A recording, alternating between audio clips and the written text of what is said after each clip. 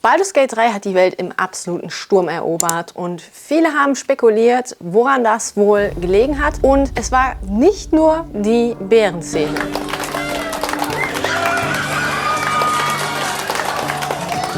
Für die Personen, an denen Baldur's Gate 3 vorbeigegangen ist oder die noch nicht ganz überzeugt davon sind, dass dieses Spiel wirklich unglaublich gut ist, habe ich dieses Video gemacht. Denn wir werden uns anschauen, was Baldur's Gate 3 so unglaublich toll macht und wie Larian Studios es geschafft hat, mit einer etwas anderen Marketingstrategie auf das Spiel aufmerksam zu machen und warum es so gut funktioniert hat. Wie der Titel aber schon sagt, ist Baldur's Gate 3 der dritte Teil, obviously, und Teil 1 und 2 wurden von BioWare entwickelt, kamen 1998 bzw. 2000 raus. Das heißt, Baldur's Gate 1 und 2 sind sehr alt. Alle drei Spiele basieren auf dem Pen and Paper Dungeons & Dragons, aber ihr müsst keinen von den Teilen 1 und 2 gespielt haben oder aber Dungeons & Dragons, um die Story von Baldur's Gate 3 zu verstehen. Was das Besondere an Baldur's Gate 3 ist wohl die lange Phase im Early Access. Die kam nämlich schon 2020 raus und das offizielle Release-Datum von Baldur's Gate 3 war erst am 3.8.2023, also es befand sich ungefähr 3 Jahre im Early Access. Und was noch besonders ist an Baldur's Gate 3, es hat 42 Awards gewonnen.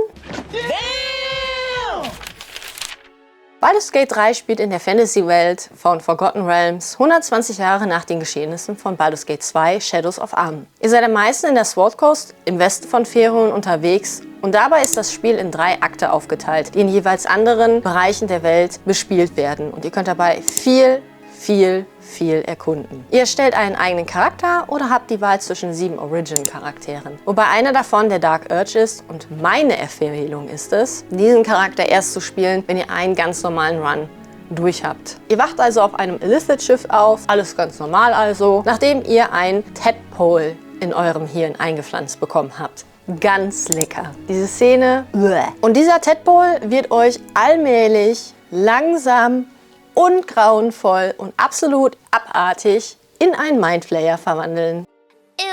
Ihr findet auf der Flucht von diesem wunderbaren und wirklich 10-Sterne-Schiff Verbündete, die das gleiche Schicksal mit euch teilen und sehr gerne diesen Parasiten in ihrem Kopf, genauso wie ihr selber, entfernen möchtet. Und ihr sucht dann nach einem Heilmittel zusammen und habt die Möglichkeit, tatsächlich auf verschiedene Weise nach eben jedem Heilmittel zu suchen. Klappt mal nicht. Ob es klappt, weiß man nicht. Und hier höre ich tatsächlich auch schon auf, die allgemeine Story zu beschreiben, weil Baldur's Gate 3 davon lebt, gespielt zu werden. Das klingt immer so ein bisschen schlecht, wenn ihr so eine Story hört, weil die ist jetzt auch nicht gerade so besonders, muss man dazu auch sagen. Aber ich kann euch versprechen, gebt dem Spiel wirklich eine Chance. Kommen wir zum Gameplay. Baldur's Gate 3 gehört wahrscheinlich zu den Spielen, die immer als Paradebeispiel genommen werden für das Genre Rollenspiel, RPG. Oft wird es auch als CRPG betitelt, als Classic RPG. Das CRPG kommt meistens eher von dem Kampfsystem, das ist rundenbasiert und taktisch, und die Kameraführung ist top-down, das heißt, ihr seht eure Charaktere von oben. Das Spiel legt generell durch Dungeons & Dragons sehr stark auf den Aspekt vom Rollenspiel, das heißt, eure Entscheidungen haben einen sehr großen Impact auf die Welt und auf den Storyverlauf im Sinne von den Konsequenzen, wenn ihr euch für Dinge entscheidet oder eben nicht entscheidet. Und das Spiel kann man auch im Multiplayer spielen, was ich total interessant finde, weil es dem Ganzen nochmal eine etwas andere Dynamik gibt. Und wie bereits erwähnt, basiert das Spiel auf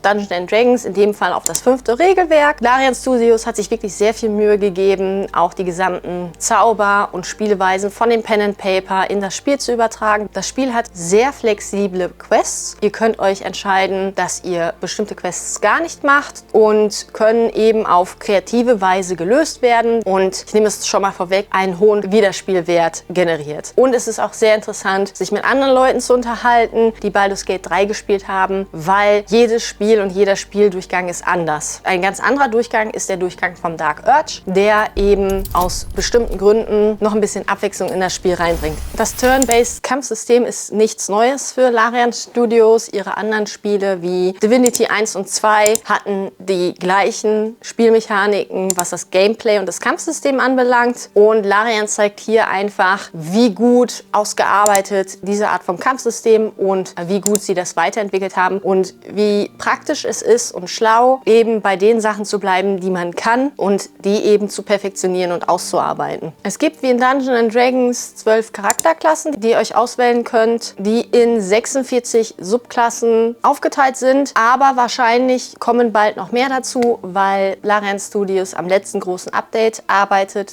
wo 12 weitere Subklassen dazukommen und auch ein Fotomode. Und aus diesem Grund haben wir wirklich extrem viele Möglichkeiten, unseren Charakter und auch unsere eigenen individuellen Builds entstehen zu lassen, wie eben beim Pen and Paper auch möglich ist. Ihr habt eigene Nebencharaktere, die ihr rekrutieren könnt und in eurem Kampflos hinzufügen könnt. Insgesamt sind ohne Mods immer 3 Charaktere bei euch, die ihr als Begleiter in euer Team einfügen könnt, und die anderen warten dann im Camp, bis sie an der Reihe sind. Und jeder von den Nebencharakteren hat eine eigene Motivation und eine eigene Hintergrundgeschichte, die die Charaktere eben mitbringen. Und in diesem Spiel, wie anfangs schon angedeutet, gibt es Romance. Ihr könnt die Charaktere romanzen, wenn ihr das möchtet. Das ist auch eine Option, die euch total freigestellt wird. Ihr könnt es auch komplett sein lassen. Jeder Charakter im Spiel hat übrigens auch, egal ob NPC, Companion oder das Eichhörnchen, was ihr auf der Straße trefft, eine volle Synchronisation, einen eigenen Dialog, alles, was man sich wünschen kann, Motion Captured und so weiter. Und angeblich laut Wikipedia wurden 1,5 Millionen Wörter in so einer Performance aufgenommen. Ihr habt eine relativ gute Kameraführung, die vielleicht etwas ungewöhnlich ist, wenn man solche Spiele nicht oft gespielt hat, die halt so top-down sind und eher so im Tactical-Bereich angesiedelt. Und bald kommt auch der erwähnte Fotomode. Larian ist sich auch sehr bewusst, was sie da losgetreten haben und was für tolle Fotos wahrscheinlich auch kommen werden. Hier ist ein kleiner Vorgeschmack. Ich finde sehr schön, dass sie so selbstironisch sind und ihre Communities wirklich sehr, sehr gut kennen. Anyway, man kann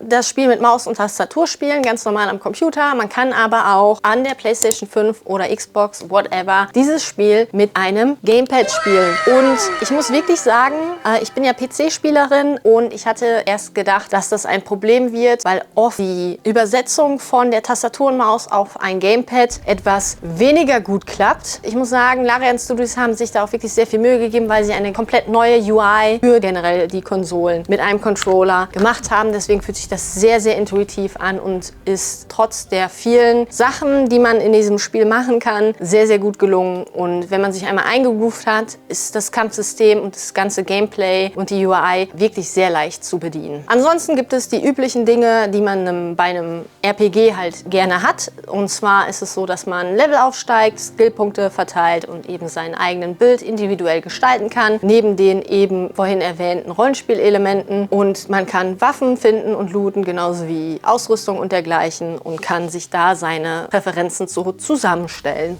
Das Spiel unterstützt auch Modding, was extrem cool ist, und dadurch, dass Larian Studios hingegangen sind und gesagt haben, wir unterstützen Modding auch auf der Konsole, hat das Spiel noch einmal richtig Aufwind bekommen und ist sogar mehr gespielt worden als zum Release durch das Modding. Und es gibt mittlerweile auch Projekte von Fans, eigene Kampagnen in dem Spiel zu erstellen. Ich bin super gespannt, wie das aussehen wird, und darum glaube ich auch, dass dieses Spiel sehr lange noch sehr viel gespielt wird. Der Schwierigkeitsgrad ist übrigens individuell einstellbar. Das heißt, wenn ihr gar keinen Bock habt, total schlimmen Kämpfen verwickelt zu werden, die jetzt nicht unüblich in dem Spiel sind, dann könnt ihr den leichtesten Modus nehmen. Es gibt aber auch den Honor Mode, wo man, wenn man stirbt, das ganze Spiel beendet. Wenn man darauf Lust hat, kommen wir zu einem Teil, den ich sehr interessant finde. Das Leveldesign ist übrigens kein Open World. Thank God. Ich bin ja eine Person, die Open World nicht so gerne mag. Und ich war sehr froh zu sehen, dass das Spiel ohne eine Open World hinkommt. Jetzt kann man natürlich sagen, es ist schade, weil mit einer Open World hätte man natürlich noch viel mehr Inhalte von der Welt von Dungeons & Dragons mit einbauen können. Aber das Spiel ist schon sehr groß durch seine vielfältigen Möglichkeiten. Und ich kann dann verstehen, dass man aus der Sicht vom Game Development sagt, wir beschränken uns auf eine beschränkte Welt, die erkundbar ist. ist. Und glaubt mir, da kann man auch einiges verpassen. Und dafür lenken wir unser Augenmerk eher darauf, dass es sehr motivierend ist, die Welt, die da ist, zu erkunden und auch das Spiel sehr individuell durchspielen zu können. Das macht Larian Studios, indem sie die Welt in 3 Akte aufteilen. Und das Schöne an der ganzen Sache ist, dass unterschiedliche Wege von jedem Akt zum nächsten Akt führen. Larian Studios hat es geschafft mit der Gestaltung der Welt bzw. der Gestaltung des Leveldesigns, dass es wirklich sehr intuitiv und dich eher intrinsisch motiviert, die Welt zu erkunden und wirklich in jeder Ecke zu schauen, ob du nicht noch irgendwas findest. Und dabei sind die Dinge, die passieren oder die du entdeckst, alle komplett unterschiedlich. Dadurch findet ihr natürlich ganz viele interessante Encounter, ganz viele teilweise auch sehr lustige Entdeckungen, die man machen kann. Und es ist super interessant, was für Auswirkungen es beispielsweise auch hat, wenn du bestimmte Wege gehst oder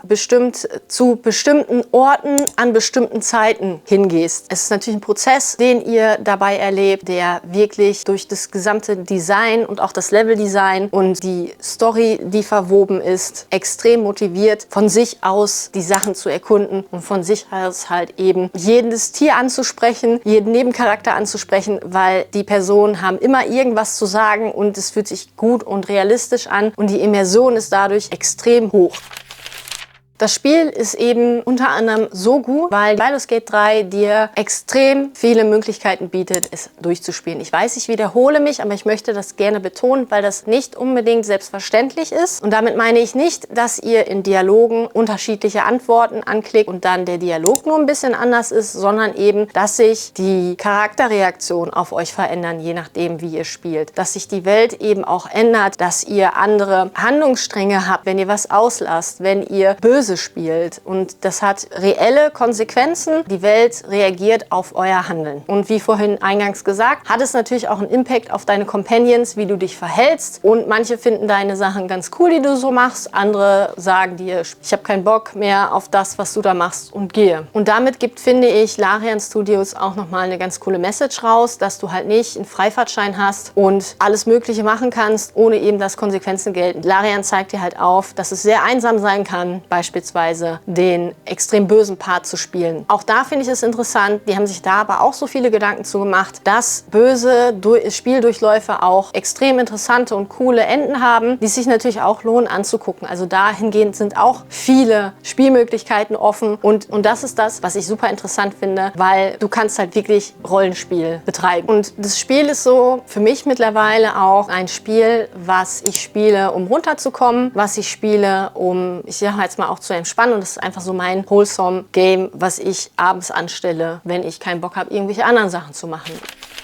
Das Spiel ist auch super gut, weil Larian Studios sich sehr viel Mühe gegeben hat mit den Companions, die an eurer Seite stehen. Und wie ebenfalls schon erwähnt, mit den NPCs, die alle so ein bisschen eine kleine Hintergrundgeschichte mitbringen und dadurch die Welt sehr lebhaft und nachvollziehbar machen. Auch hier ist wie bei der Story das Problem, dass ich nicht alles vorwegnehmen möchte, weil auch da es spannender ist, die Companions selber kennenzulernen. Die Charaktere haben alle eine nachvollziehbare, in der Welt in sich logischen Geschichte, aber das ist eben auch das Wichtige an diesen Charakteren, weil sie halt so vielschichtig sind. Die Geschichten sind alle sehr interessant, die sie mitbringen. Du kannst halt eben auch da entscheiden, wen nimmst du mit, wessen Companion-Quests machst du. Und es ist halt so, du kannst halt die Main-Quest spielen, auch ohne die Companion-Quests zu machen, aber das hat halt eben auch Konsequenzen. Was hierbei aber auch so interessant zu erwähnen ist, dass diese Charaktere eben so gut geschrieben sind und so gut gemacht sind, auch durch die Voice-Actor, da kommen wir gleich noch zu, dass es unglaublich interessant ist, eben auch deren Hintergründe kennenzulernen und auch mit den Charakteren Dialogen zu führen. Und du hast natürlich auch die Option, Charaktere zu romanzen, was das Ganze auch nochmal einen sehr interessanten Twist ergibt. Und Larian hat wirklich mit seinem Cast geschafft, dass ich wirklich gar keinen Charakter habe, den ich überhaupt nicht mag. Die gesamte Bandbreite an Charakteren, die man trifft und mit denen man auch, ich sag jetzt mal, in Dialogen tritt oder gegen die man sogar kämpft und so, sind wirklich extrem cool. Einer meiner Lieblingscharaktere aus Baldur's Gate ist Ketheric Thorm und das ist kein Companion, mehr sage ich nicht. Liegt vielleicht aber auch am Voice Actor. He had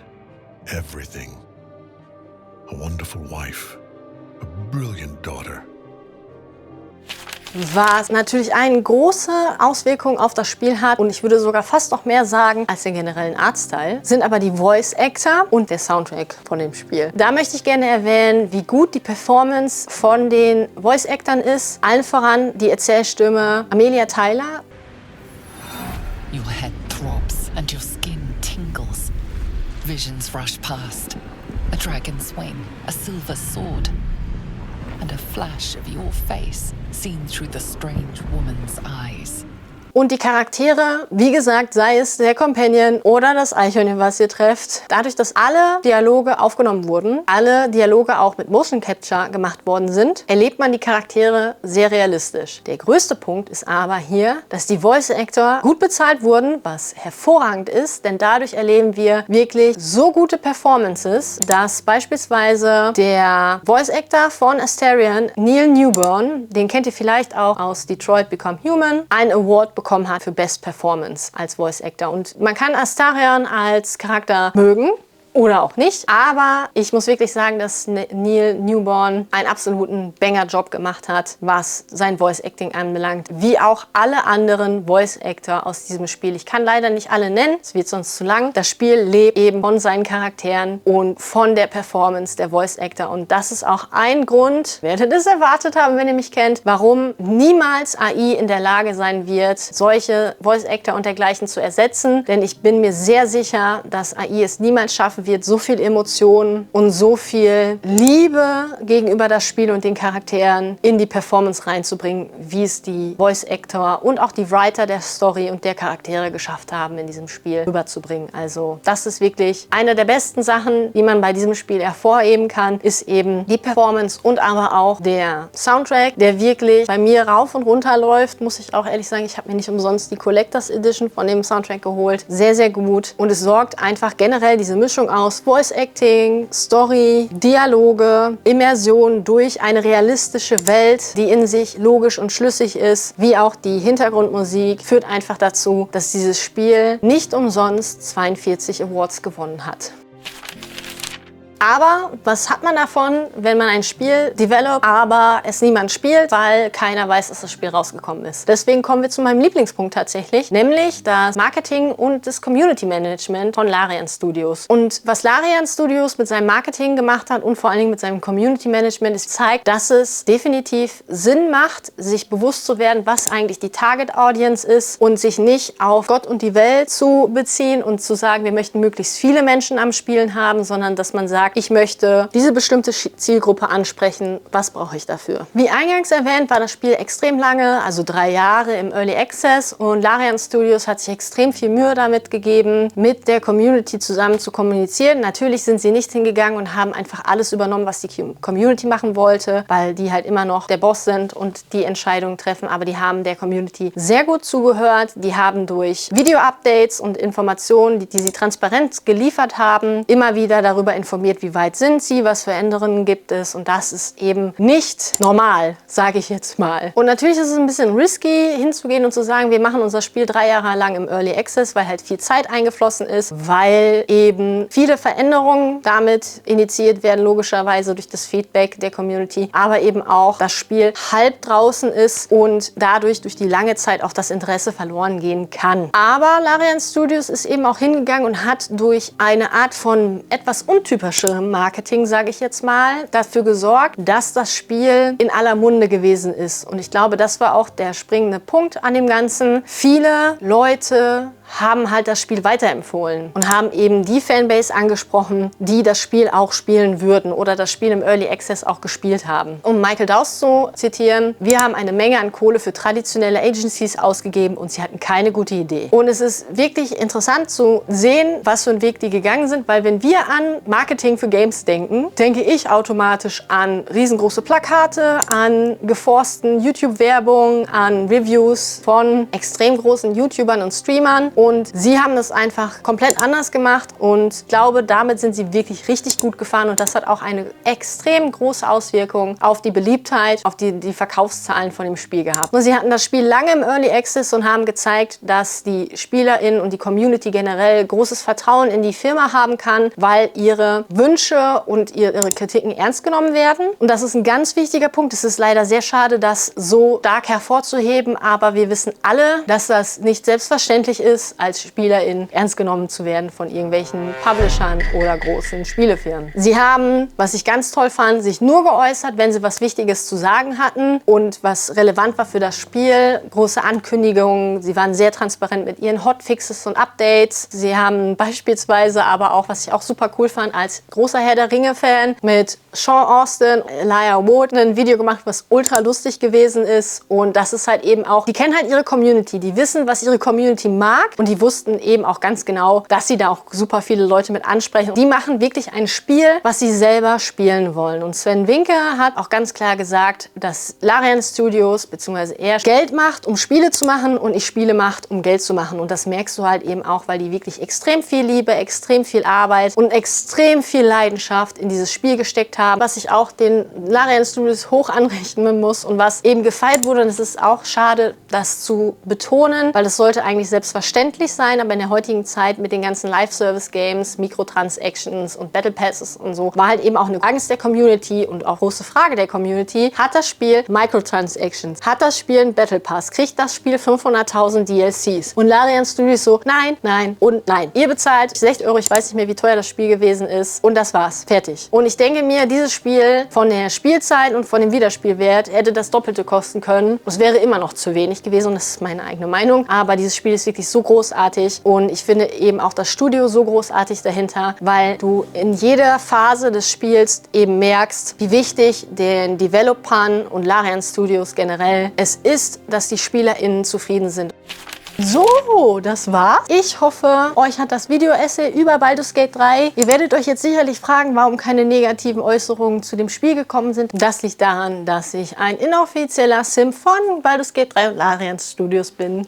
Oh no, Gringe! Nein, Spaß beiseite. Das liegt daran, dass die Dinge, die kritisiert wurden an diesem Spiel, alle durch Hotfixes und Updates behoben worden sind, wie beispielsweise extrem viele Bugs im 3. Akt. Ich finde, man könnte natürlich auch kritisieren und sagen, die Story ist dann doch nicht so toll. Das ist aber alles eher so Geschmackssache, würde ich jetzt einfach mal sagen. Und damit hätte ich euch auch spoilern müssen, was ich nicht wollte. Und ich finde, ganz wichtig ist sowieso immer bei solchen Sachen, dass ihr euch ein eigenes Bild macht und dem Spiel eine Chance gibt, wenn ihr euch noch unsicher seid. Und wenn ihr unsicher seid, ob das Spiel was ist oder nicht, kann ich euch auch empfehlen, beispielsweise mal in Streams reinzugucken oder in Let's Plays. Denn ich bin der festen Überzeugung, dass jeder was verpasst, wenn wirklich was verpasst. Und ich meine das jetzt nicht nur aus FOMO-Sicht, sondern das ist ein Spiel, das so gut ist, dass wirklich was verpasst wird, wenn man das Spiel nicht spielt. Vielen Dank fürs Zuschauen. Lasst gerne eure Meinung in die Kommentare. Ihr wisst, wie das läuft. Vielen Dank an dieser Stelle an meinen Patreons, die ihr hier seht. Ich habe auch ein Patreon, wenn ihr wollt, könnt ihr mich da gerne unterstützen oder auch als freier Member abonnieren. Und ich würde sagen, viel Spaß beim Spielen, viel Spaß beim Erkunden und wir sehen uns